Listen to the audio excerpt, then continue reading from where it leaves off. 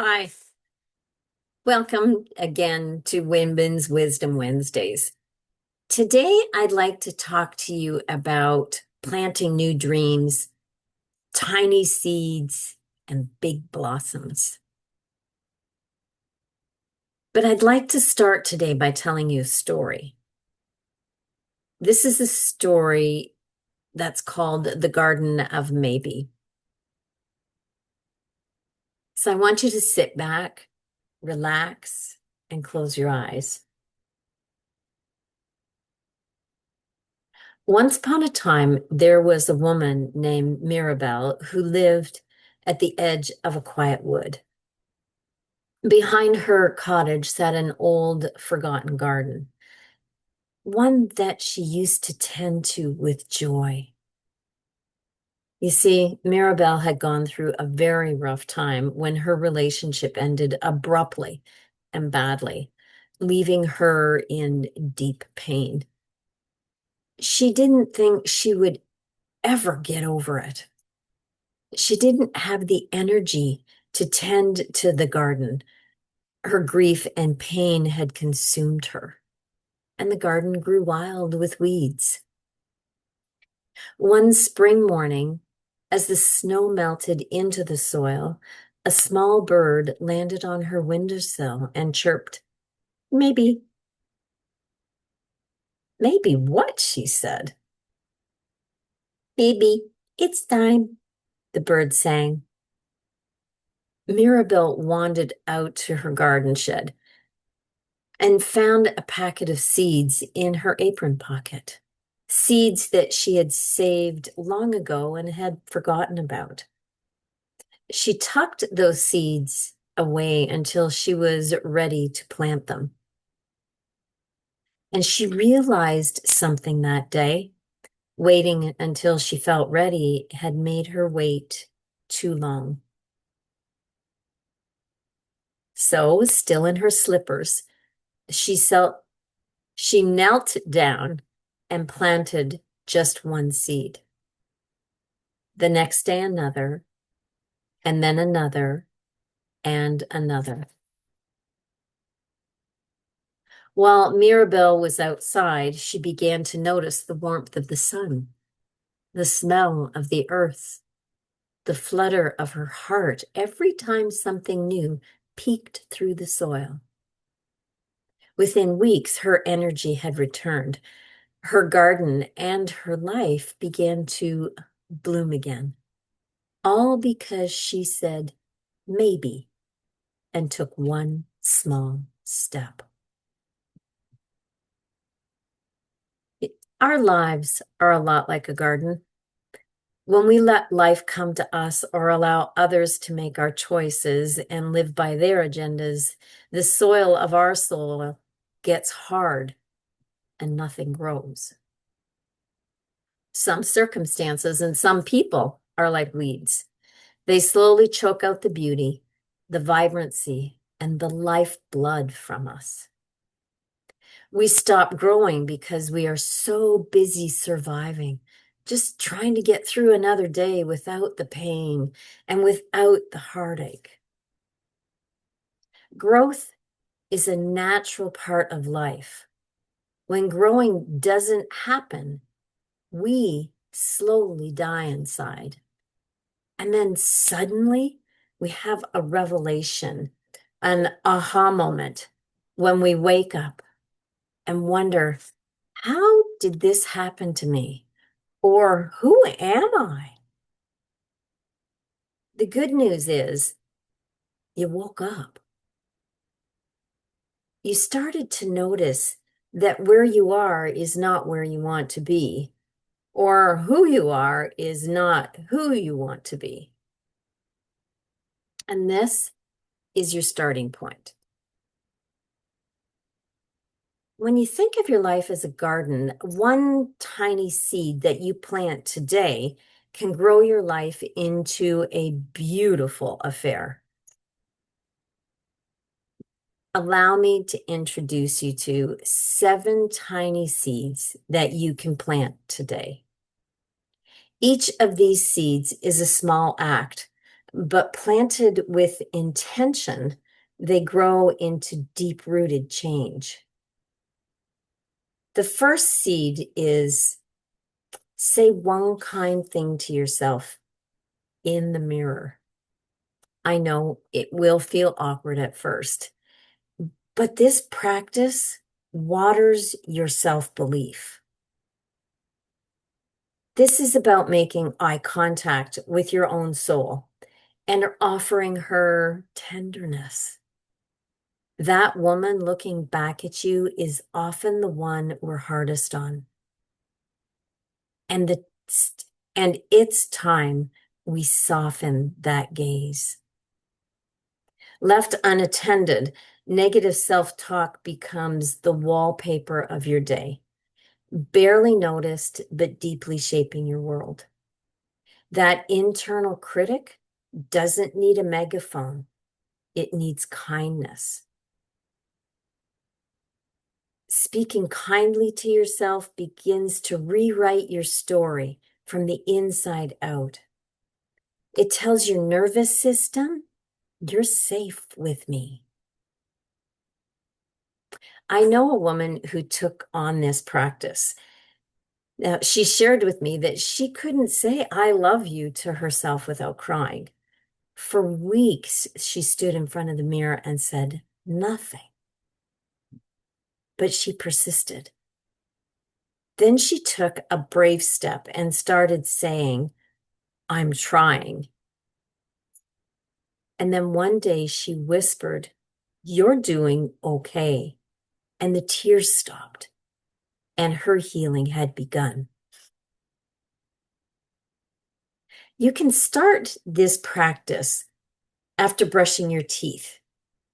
Then you can say one loving sentence aloud. Something like, you're stronger than you know. Or you can write a sticky note and put a kind phrase on it and leave it on your mirror for a morning and evening check-in. You could try something like, hey, beautiful, or I see the beauty in my soul.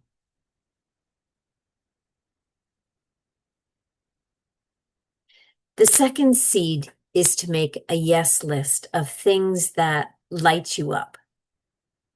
It starts you noticing what gives you energy and ease. This list reconnects you with what feels good, what delights you, excites you, or even calms you. It's not about productivity. It's about vitality. If you neglect this, you may find yourself running on empty, doing what you should and forgetting about what actually sparks your joy. Why is joy so important? Well, joy is fuel. When you track what lights you up, you create a life that feels alive, not just one that looks good on paper. Amy had once made a list during a workshop that included blueberries, loose leaf tea, and singing badly in the car. She realized that joy wasn't some huge thing she had to find. It was already woven into her life. She just needed to pay attention. You can keep a running list in a journal or on a notes app of every time something makes you smile or relax. Then you can pick one of these yeses.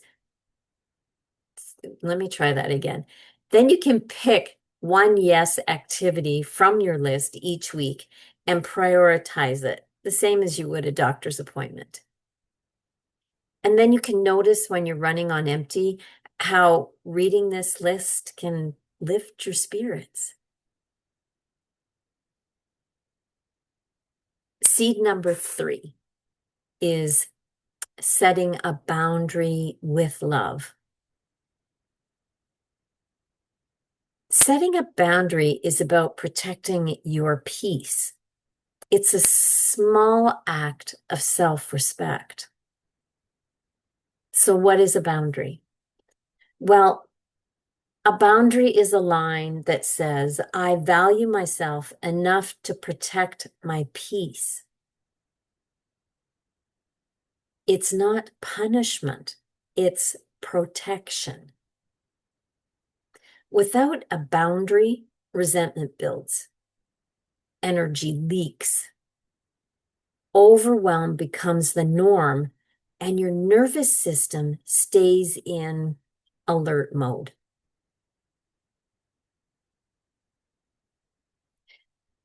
Every loving boundary says to your inner child, I got you. It's an act of fierce yet gentle self-respect. One woman, let me try that again. Oh my. One woman I counseled started small. She decided to stop answering texts after 8 p.m. Now, it felt scary to her because she was the person that if she got a text, she felt she had to respond immediately. But eventually, she found herself sleeping better and waking with more clarity. And that one boundary gave her hours of calm.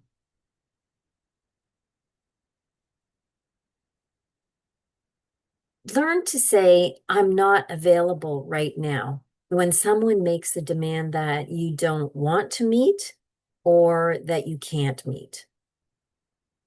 You can also carve out 30 minutes of alone time each day. Phone off, expectations off. If you live with other people, it's wise to let them know that this is your time and it's only 30 minutes. Respect yourself enough to give yourself the gift of 30 minutes. Seed number 4 is to write down one forgotten dream.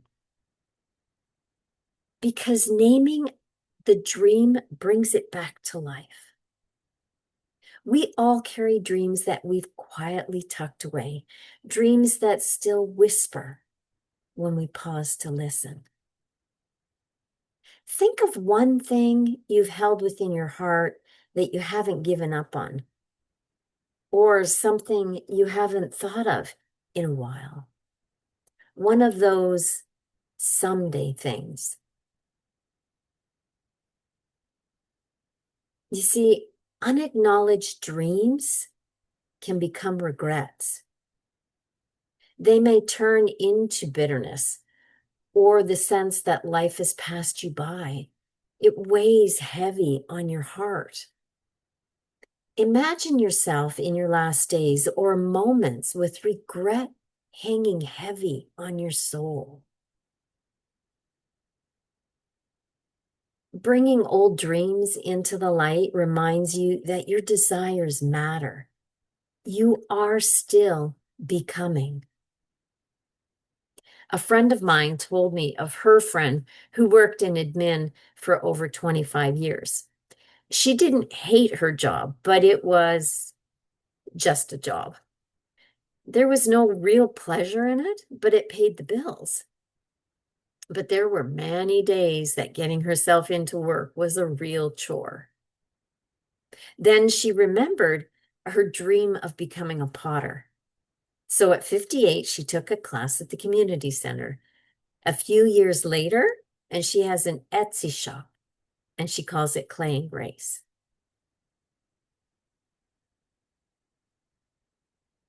You can sit with a candle and write in your journal. Answer the following question. Well, it's not actually a question. Finish this statement. When I was little, I wanted to. Or, I wonder what would happen if. Why the candle? The candle gives you something to focus on while your mind sifts through memories in your mind. If nothing comes up immediately, don't give up.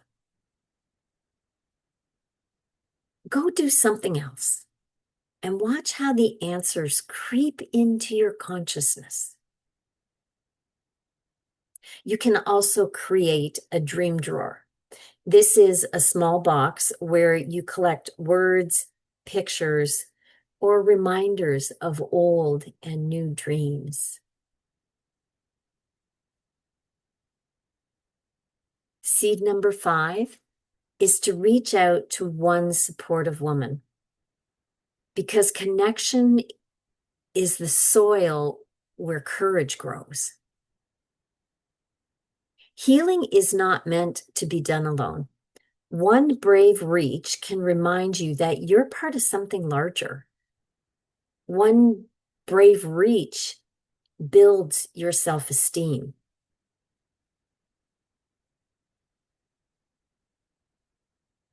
You see, isolation deepens our wounds. It feeds the story that no one understands, when in truth, we all ache in similar ways. Our stories are different, but pain is pain.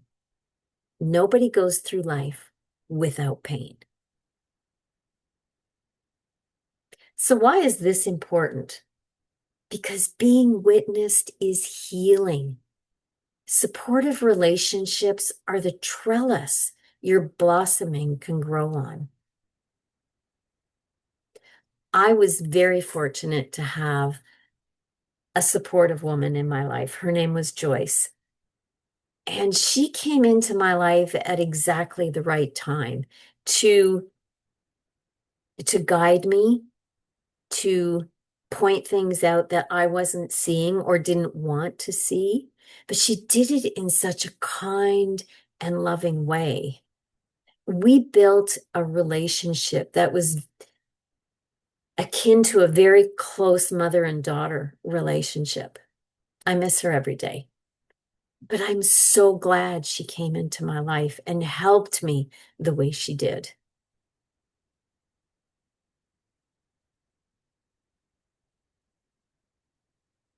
So, how do you go about reaching out to a supportive woman? Well, you can text a woman in your life and say, I was thinking of you and I just wanted to say hi. You can also invite one to start a shared challenge with you. A daily walk, a book club, a journaling prompt, or a golf game. If you get no to your request, receive it gracefully and ask someone else. Their no is not about you. It's about them. Don't take it personally. And seed number 6 is to create a simple morning ritual. Even 2 minutes of stillness can center your day.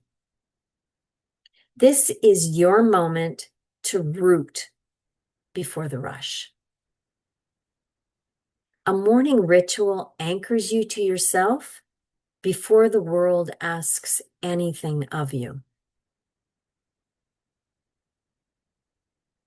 If you don't take even a few minutes for yourself first thing, you can feel that your day has been hijacked by other people's priorities. You find yourself reacting instead of leading with your energy and with what is important to you. You see, tiny rituals build trust and safety in your own body. They remind you that you matter, even in the chaos. You make better choices because you tended to yourself first. One woman shared with me that she lights a candle and sips her tea in silence every morning before the kids wake up. She calls it her meeting with the divine. And this one ritual changed everything for her. You can take 3 deep breaths, one intention, and one stretch before opening your phone. Or you can keep a small space with something meaningful, like a rock, a photo, or a quote, and you can sit with it for 2 minutes each day. When I first heard about having a morning ritual, I was perplexed as to, oh my gosh, how do you do this? What do you choose? So I started kind of tuning into what other people were doing. And I would try this and I would try that and I would try another thing. At one point, my morning ritual was way too long. Like, I mean, over an hour, and that's just too much. So I picked and choose which ones really meant something to me, which ones made me feel good, which ones I didn't want to give up. And over time, they've changed, as yours probably will too. So now my morning routine exists of getting up, hydrating right away with, like, what is it, about 20 ounces of water immediately. And then I exercise. And then I do a meditation practice with a group of ladies. And then I walk the dog and I come home. We have our breakfast and I am ready for the day. Yours doesn't have to take that long. It can be simple as just sitting and thinking, or just not even thinking, just sitting for 2 minutes. Set a timer on your phone, but make it simple to start with. Don't get overly involved with it. Keep it simple because you're more likely to keep it up. Seed number 7 is to speak one brave desire out loud. Because giving your desires voice gives it wings. Desires are creative energy. When you give it voice, you begin to shape your future rather than just survive in the present. If you don't voice your desires, they shrink. When we silence them, they shrink. We lose the language of longing, and with it, the sense of possibility. Speaking your desire is an act of reclaiming. You're allowed to change. You're allowed to bloom. You're allowed to become. A woman in her 60s told me, I want to feel beautiful again. And I paused. This caught me right in the heart. And she paused. As we looked at each other in this stunned silence, I began to see a smile creep into her eyes.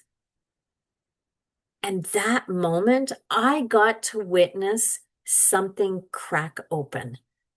And by the next month, she had booked a photo session just because. Now, Judy and I have a friend who does glamour shots.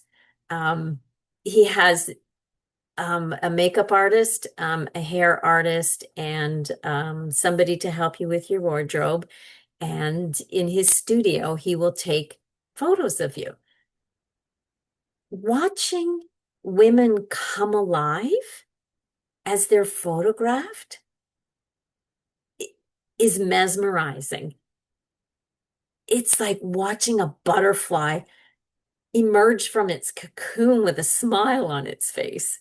And then seeing them look at those photos afterwards, not quite believing that that's them, and yet believing that that's them. they see themselves so differently. They walk out with their shoulders back and their head high, and you can tell that they've seen the beauty. We can set you up with John's information if this is something that interests you, or if you're not local here, then you can find your own photographer who that most of them will do these kinds of things. But I just pray that every woman would engage in one of these glamour sessions to really see your beauty, the beauty here and the beauty that comes out when you see your beauty. You can also whisper your desires to the trees, the moon, or the mirror. And it's not like howling at the moon or anything like that. It's just when you look at the moon, and we often just kind of glance at it and nothing. But if I was thinking about a desire, I would look at the moon and I would just calmly, like hold my heart and whisper that desire aloud.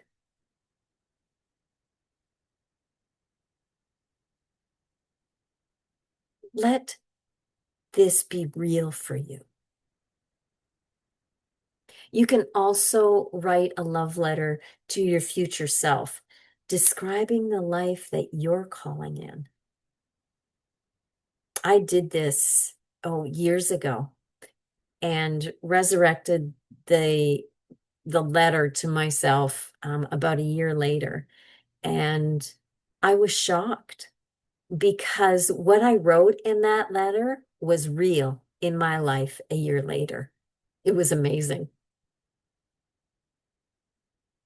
So I have 3 takeaway practices that you can start right now.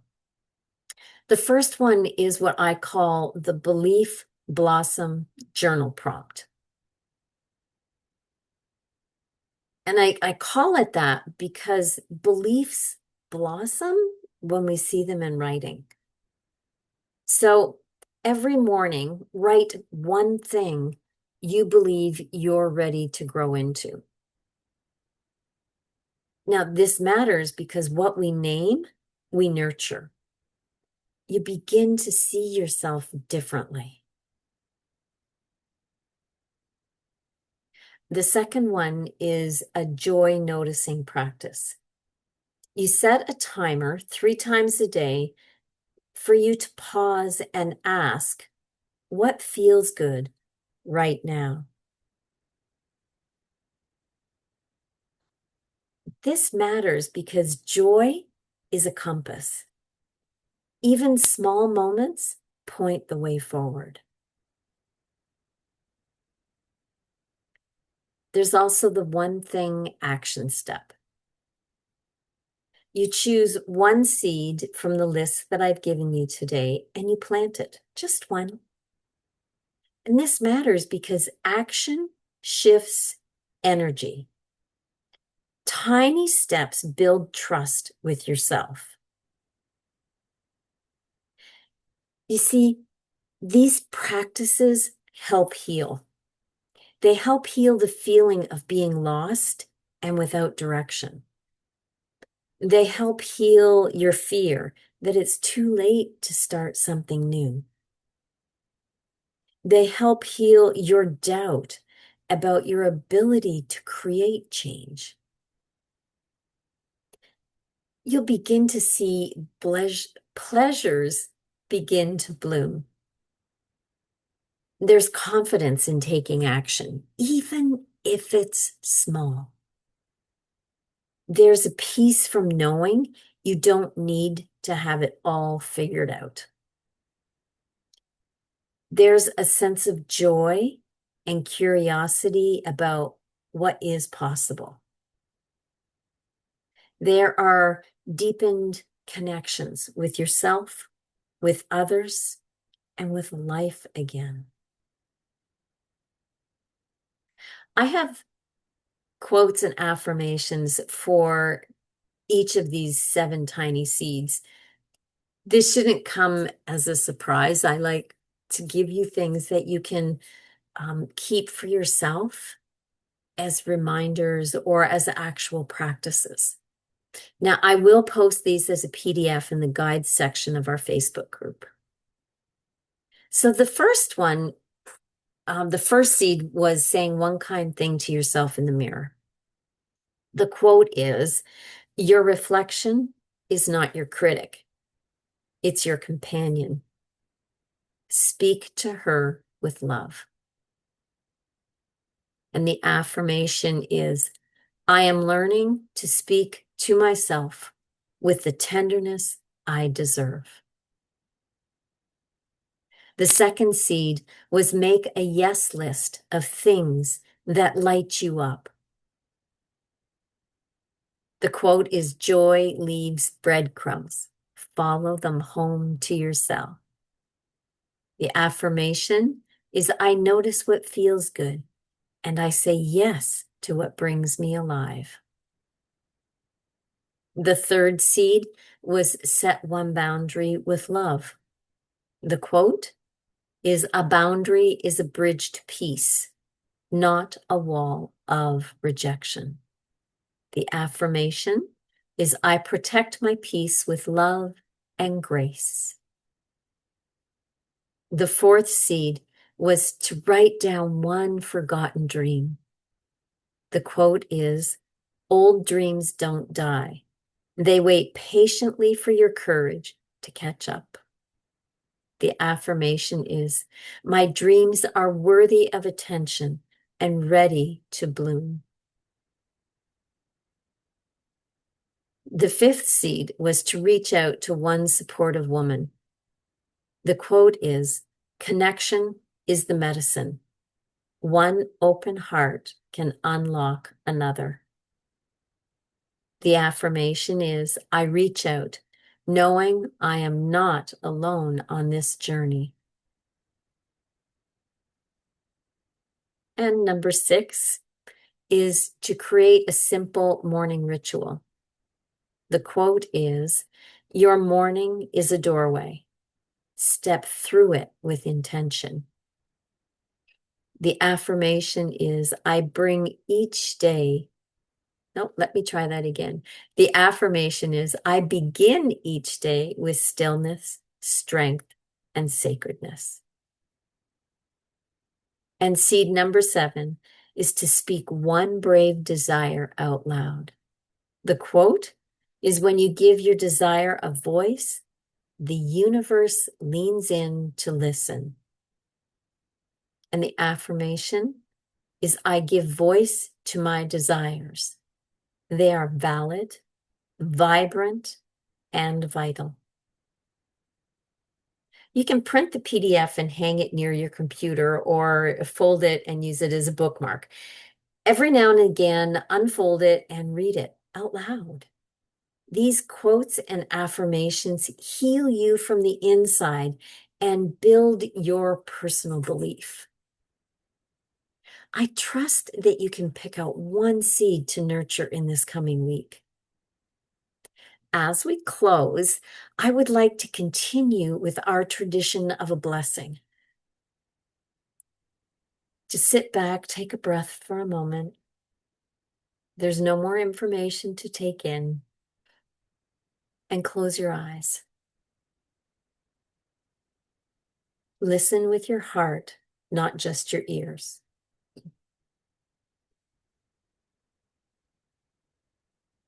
May you feel the soft earth of possibility beneath your feet. May your hands be gentle as they plant the smallest seeds of self-belief. May your heart remain open to the warmth of the sun. And may you trust that even in the quiet, something beautiful is growing. You are not behind. You are beginning. And beginnings are sacred. Amen. And so it is.